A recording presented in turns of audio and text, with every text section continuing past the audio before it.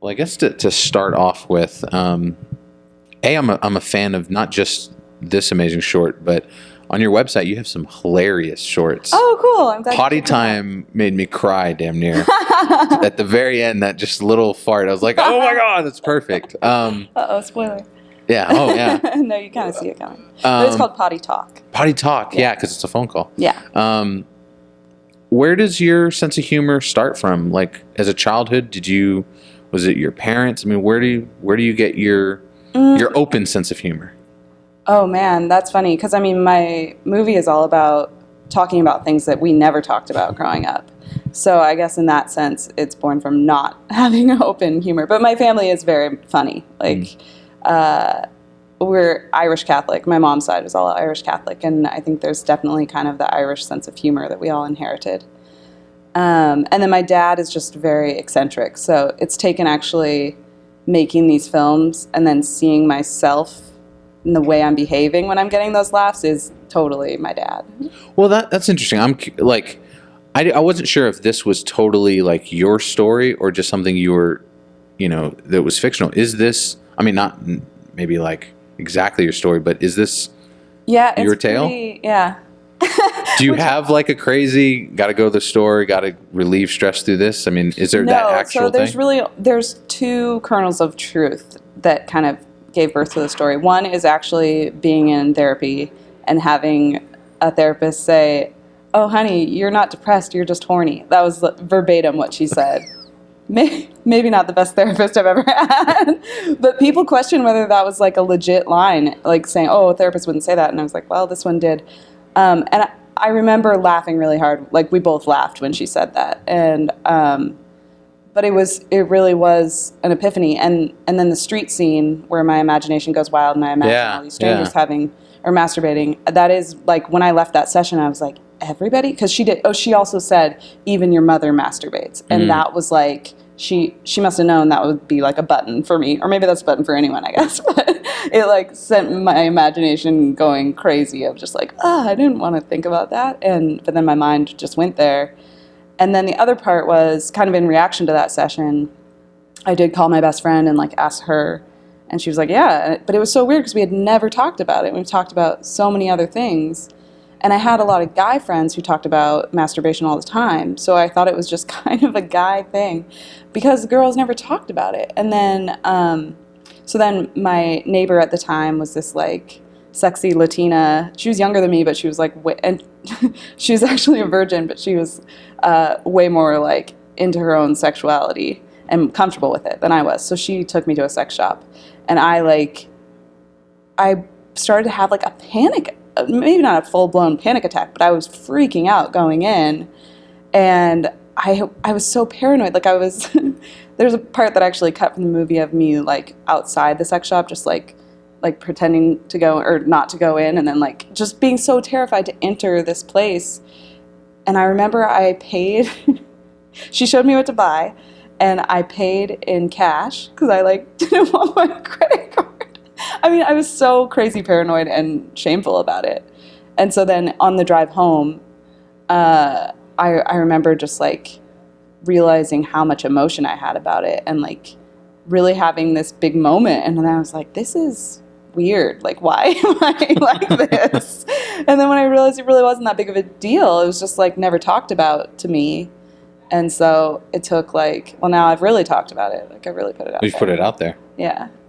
Is that something that's true of all like your shorts? Like, I know with your website you have like the homeless one. Oh, hip to be homeless. Yeah. I hope that didn't happen, but I'm curious if it did now. Also, I was driving. I live in a kind of a hipster neighborhood in LA, and I was driving home one night, probably like sad that I hadn't met a guy or whatever, and I saw this really cute guy on the corner, and then I was like, oh wait.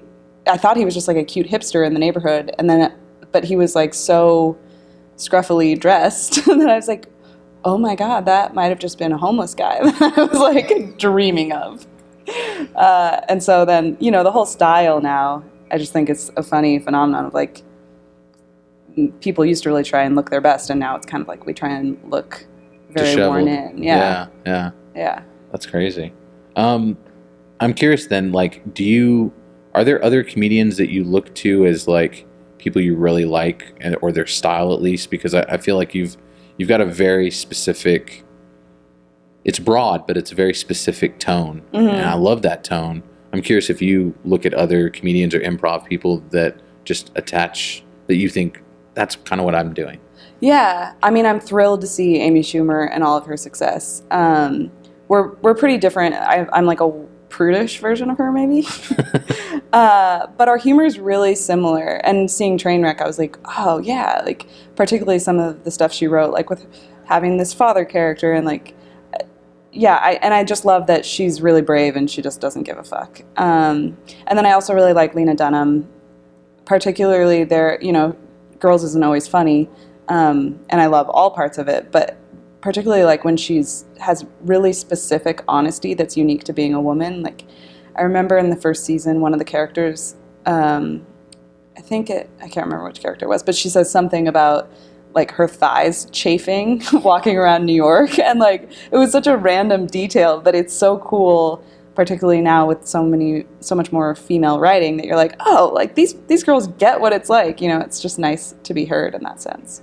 What made you pick up the camera and make it into films and not just do like comedy skits or something like that? What made you get to that level? Well, really writing the script, it was a full short film idea, so it needed to be completely done. And then I got a lot of interest in the script. And I actually wrote it originally because I was applying to the directing workshop for women at AFI. Yeah. And I made it to the final round of interviews there, so you have to get your act together for that and have like a real pitch and a plan. And I started to get producers in place and everything. And so then I didn't make the final cut, but the head of that program, Patty West, is amazing, and she was really encouraging, and she was like, you should make this film anyway. And in a way, it was a total blessing in disguise, because I was a bit rushed in choosing what to write for that because of the deadline, and so I just chose that story because I thought it was the best for a short film. But I really wanted to play the girl, and if I had done the workshop, I would have had to cast someone because they don't allow you to do that. And I think that part is so close to me that it was better to do the whole thing. Was it then weird? Because I mean, you show us everything. I mean, not everything, but you know what I mean. Like, was it difficult to do that, knowing that it's going to be put out there? Yeah. Although I kind of have a thing with acting where I just like turn it all off. Like I just forget about people judging or whatever's happening. Looking at it from the outside. I mean, granted, I was directing too, so I was looking at it from the outside, but really only in terms of like making sure the story was told. So I had my hands full. I didn't really have time to care so much about all that. I remember before like thinking far in advance. I was like, oh yeah, I'm gonna like be on a diet or like work out before. That went out the window, and like that was the least of my concerns. I was even thinking more like, was there like a? This is gonna really sound weird. I've never asked this question. Was there a panty choice? Like, the look of the panties that you. Yeah, sadly, all the wardrobe is mine. I'm not hating on you. No. But I tried to choose like frumpy and kind of. I wasn't trying to be like the hot girl in any way, and luckily I had lots of that in my closet.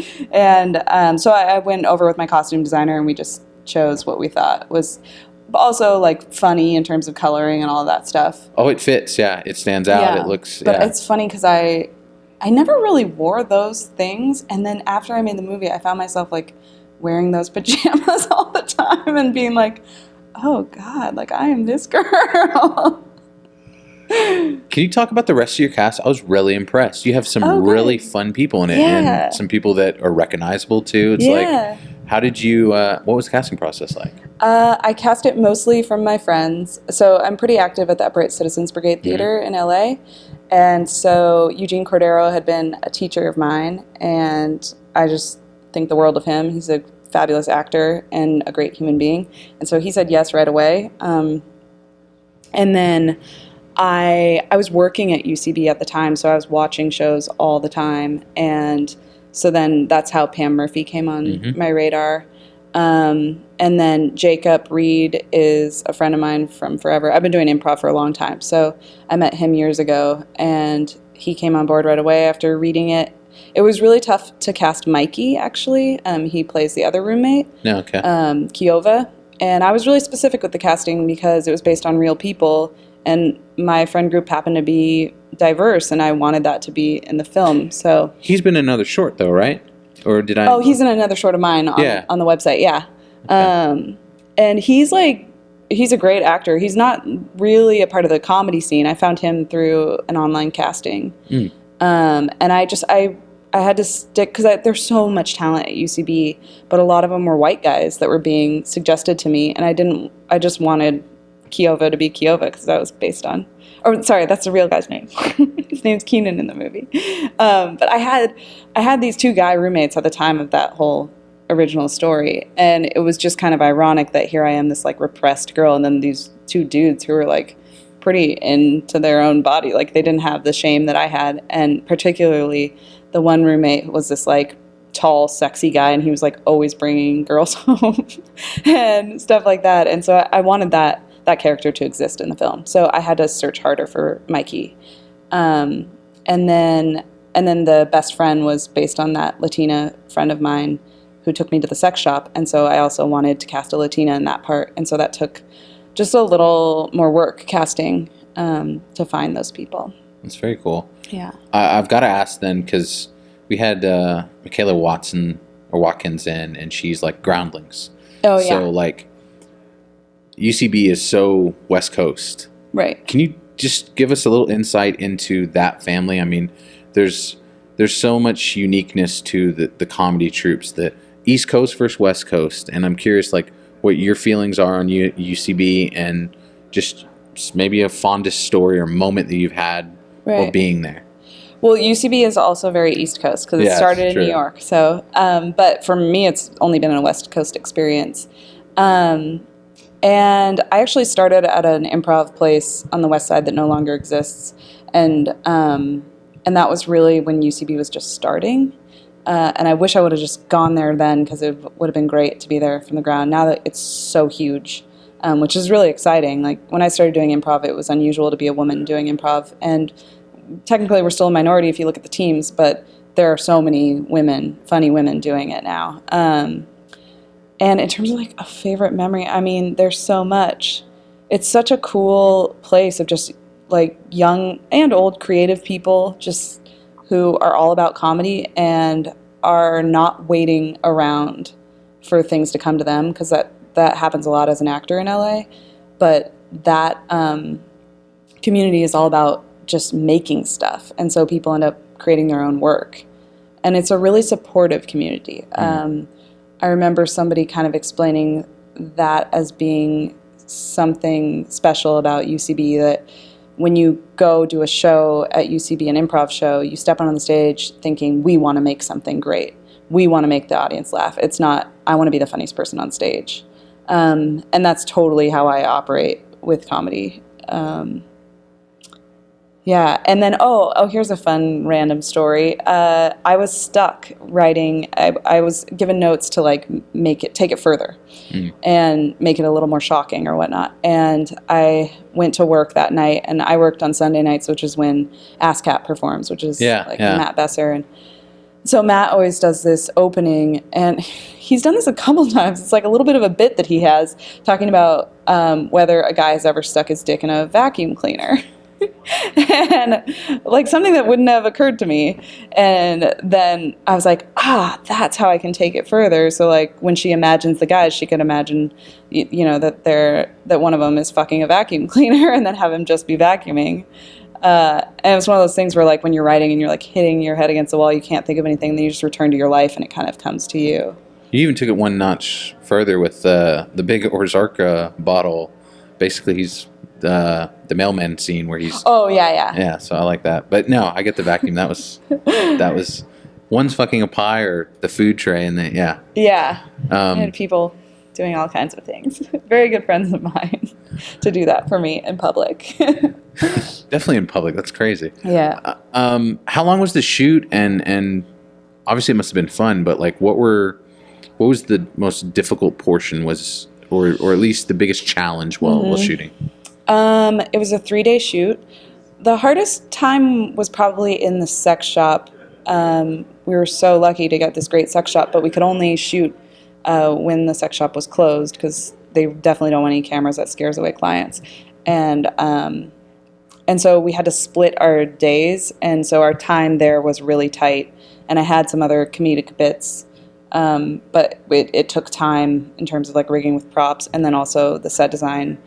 That we had to pull all the dildos off the wall and then place ours. And luckily, one of my producers, her cousin is a porn star, so we got a bunch of stuff donated. But it was a lot of work in there in particular. That was probably, and car scenes are hard when it's low budget, for sure. That's where I was so thrilled with that actress because she just was such a trooper because she was really driving and taking my direction and all of that. That can be a little scary. Well, yeah. Yeah. Yeah, I shot something recently in a car and I'm just like, never again. Never again. What was it like when you heard you made it to AFF? What was that phone call like? I was really excited. I think whenever I get a phone call, I'm always like, I have this weird old feeling of like, oh, I'm in trouble. Like it's like the principal calling or something. And it's funny because I've met Harrison since and he's like the sweetest guy. Yeah. And he didn't really say it right away. So I was kind of like, what does he want? He kind of beats around the bush. Everyone said that. He kind of talks to you and I was like, what the hell is he talking about? What's going on? Yeah. And he's like, so I just want an update. I'm like, what could I say wrong at this point is probably what I was thinking.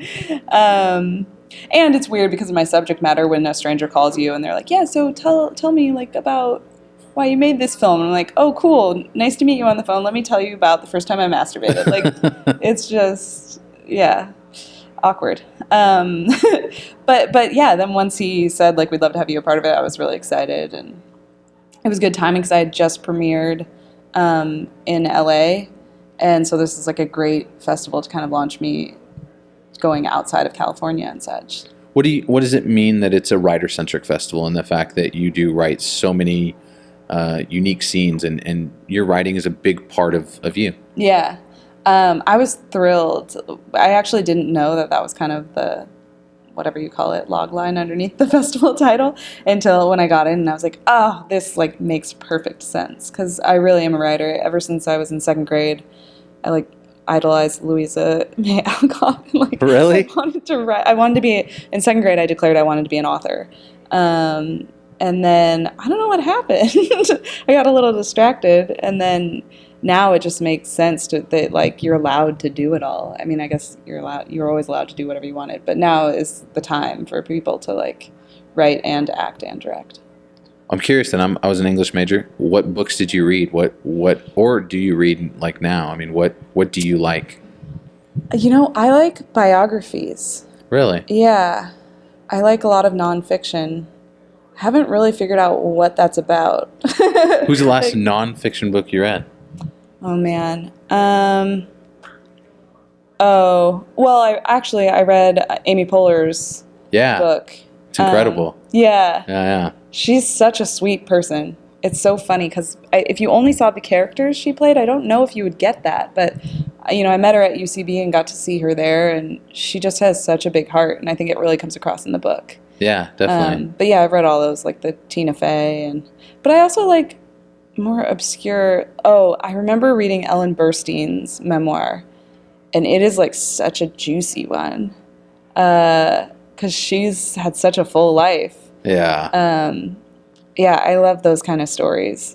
That's creepy. Wow. Ellen's a powerhouse. Yeah. Yeah. If you don't mind, I'd love to keep going with these kind of weird questions like that. Sure, yeah. It's fascinating for comedians to get off the stage into the film world. How much more cutting or dissecting of your writing happens when you're plotting something that's more just for UCB performances rather than, let's say, like the shorts? I mean, is it similar? Is it different? Are the processes how do they differ? Well, I will say like my sketch training at UCB has really made me a pretty ruthless editor or director in the editing room. Yeah, it keeps you from getting too precious because when you write sketch, you can't have anything extra, not even a word extra. Yeah. And it becomes very mathematical. And then it's like this weird thing you have in your brain where you just like you have to instinctually put that equation on everything, I guess is what I'm saying. So like when I was cutting Everybody Does It, I definitely cut a lot, but it was all about like building the moments, and if it didn't build to the next moment, then it had to go.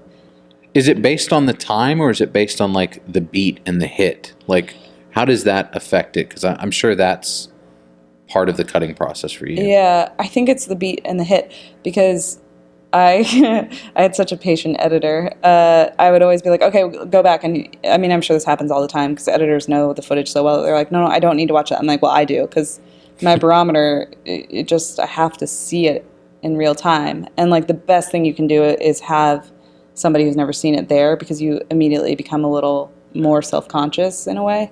But I'm pretty good at imagining that like judgment behind me and being like, they're waiting, like we got to cut, I try to be very, very loyal to the audience. Yeah. Well, it comes across like I felt like I knew you just watching, which is really a unique facet. I don't know a lot of short film people have, or regular film people have, like you. Not in Every Woman, but relatable maybe. Yeah. I just hanging out with the filmmakers in my group afterwards. I forget what I was making the face about, but they were like cracking up, and they're like, "You are that girl in the movie." Yeah. On your resume, on your website, there's some interesting things. My parents are South African, and you say you can do a dialect. South African. Wow, yeah. Creepy. So before I went to grad school, I tried to study as much as I could in LA. And I was really fortunate to start studying with Larry Moss, and he recommended different dialect coaches. And so I studied with a dialect coach, really just kind of for fun, or to like build your arsenal in a way. And you're quick with it. How, like, you can just float into different ones? No, if I were given an audition, I would go back to my notes and study it and then get it in my mouth again, because it's been a while. I'm good, like, if I'm around it, I pick it up. But yeah, it's like, there's a real science to it. And so I have notebooks filled with stuff, and then recordings that you listen to kind of. It also says on there, lip flip. The hell is that? Oh, phew. I was like, oh God, what am I going to have to like do? Anyway, it's this. Oh, creepy. Okay, very cool. Oh, shoot, I didn't know it was creepy. Not creepy, it's unique, yeah. Yeah. I read it and I was like, I have to ask what that is. I nannied a lot, and that was like always my like little trick I had in my back pocket to like get the kids to like me, or like get their attention or whatever, like show something stupid like that. But yeah, a lot of people can't do that, and my cousin and I are like, I wouldn't even attempt it. It's really funny to watch people try it. No, you won't get me to try that. So let's segue from nanny back to masturbation, because that's not a good segue, but I want to do it. Now that you've conquered basically this, are you masturbating or making the movie? Okay. We'll get to making the movie, but have you found that you've completely opened yourself up? You don't have to get like. Well, this is like a distinction that I try to hint at in the film, that it wasn't. Claire is not this extreme character that has never had sex or like has no sexuality. It's just that she doesn't own her sexuality. Like it was defined by men, and so so she had never masturbated. So it's not like, and that's true of me too. Like I had relationships and wasn't like closed off sexually. I just had a lot of judgment about masturbation for women in particular, which I find fascinating. Like, why is that? And it's not uncommon. Like, having made this movie, there are a lot of women that have opened up to me, and women that you wouldn't expect. Women that I was considering casting as the Latina best friend who's like more sexually aware, and they totally walk the walk and have a certain look and everything. But then when it came down to having that conversation, they're like, oh, no, I don't. I never have. Is that a societal thing? I mean, do you think I think totally, because, just within my lifetime, looking at the films that I've seen growing up, there was always like, the American Pie franchise and all of that. That was all like celebrating male masturbation. And like for women, it's a totally different thing, and there's a very strange double standard about it. And I noticed it in myself, and then now I'm noticing it really that it's a bigger societal thing. There's also weird things about movie ratings. Like apparently, I don't know if this has changed since, but that films with a guy going down on a girl get a higher rating, whereas like girls can give blowjobs in films and they are just rated R or whatever. Fincher's with Ben Affleck. Yeah. That's exactly what happened there when he goes down on her. They wanted an NC-17 for that, and he's like, I've had blowjobs in all my movies, and you've never given me an NC-17. And he's not even showing it. That's obviously true. Yeah. And kind of sad and spooky that Yeah. the creepy ratings board that no one knows who they are anyway is so sexist in that way. And it will change. Like, I mean, that's why I'm so excited about people like Amy Schumer who are just like putting it out there, just letting it so that people hear those things, and then eventually, you know, everyone kind of gets more used to it. So what's up next? Not just for the short, but for you. I mean, what projects are you hoping to accomplish and do, and where can we hopefully see you in the future? Yeah, well, I'm definitely going to keep making short videos, and mainly I've been putting them on Funny or Die a lot, so I hope to do more work with them. And then I'm going to direct a feature also, which will be a little different. It's more of like a father-daughter story, but I've realized every time I've ever tried to write anything, it always becomes a comedy. So I never particularly set out to write comedies, but it's just like I can't seem to bear the moments without inserting some comedy into them. Well, like Trainwreck, I thought there were some really poignant, dramatic moments, even though it is so funny, like especially with the father-daughter parts. Like there's a lot of parenting that needs to be seen in that movie. I think that was done well. Yeah. And last question, just being here in Austin, I know you've been here since Wednesday. Have you been able to see anything fun, or are you hoping to see anything here in Austin or do? I mean, I'm really excited just to sit down and watch a bunch of movies, like indie films. I love that. I get so inspired by it. And I don't do enough of that in LA. And eat some more barbecue. Have you had barbecue yet? Where? Oh, yeah. I like overdosed. Like, because I eat meat, but I guess I don't eat that much meat because, like, by day 2 or 3, I was like, where are the vegetables? And I felt like a real LA person. Like, give me a smoothie. But no, yeah. I like as soon as I got here, I had like Texas chili, and then we've had barbecue at several places, and then the breakfast tacos are amazing. Staple. Yeah, You've I hit love the that you three can staples. just get them anywhere. Like it's like good tacos in LA, but we haven't mastered the breakfast taco. There's only one place that does like Tex-Mex style that's really good. Yeah, every corner for us. Yeah. It's a part of life. Oh, so good. Well, thank you so much for bringing the film here, and thank you for the time. Thank you. Thanks for watching all my stuff.